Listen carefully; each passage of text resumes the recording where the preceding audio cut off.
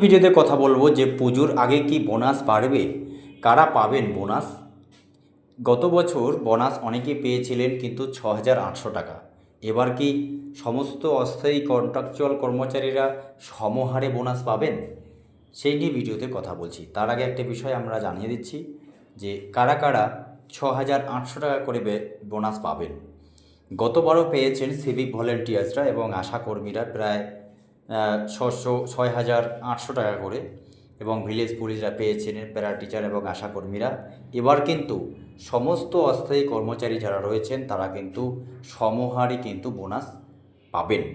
এ নিয়ে কিন্তু অলরেডি একটি বিজ্ঞপ্তিও জারি করা হয়েছে। তার আগে একটি বিষয় আমরা জানিয়ে দিচ্ছি যে অবশ্যই এর সাথে সাথে কিন্তু কয়েক লক্ষ পেনশনভোগীও এই বোনাসের আওতায় আসতে পারে, কারণ রাজ্য সরকারের এটাই কিন্তু লাস্ট একটা বোনাস। এর পরবর্তী সময়ে 26-এর নির্বাচন, তার আগে বড় চমক দিতে পারে রাজ্য সরকার।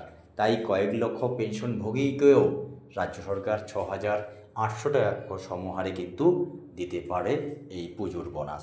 কবে পাবেন পুজোর বোনাস? এই বোনাস কিন্তু আপনারা পাবেন 15 থেকে 20 সেপ্টেম্বরের মধ্যে। 15 থেকে 20 সেপ্টেম্বরের মধ্যে এই বোনাস কিন্তু আপনারা পেতে পারেন, কারণ রাজ্য সরকার তার আগে পুজোর জন্য কিন্তু বোনাস বৃদ্ধি করার যে সম্ভাবনা, সেই সম্ভাবনা কিন্তু এই মুহূর্তে নেই। তবে গতবারেরই মতন করে কিন্তু সমহারে বোনাস কিন্তু পাবেন।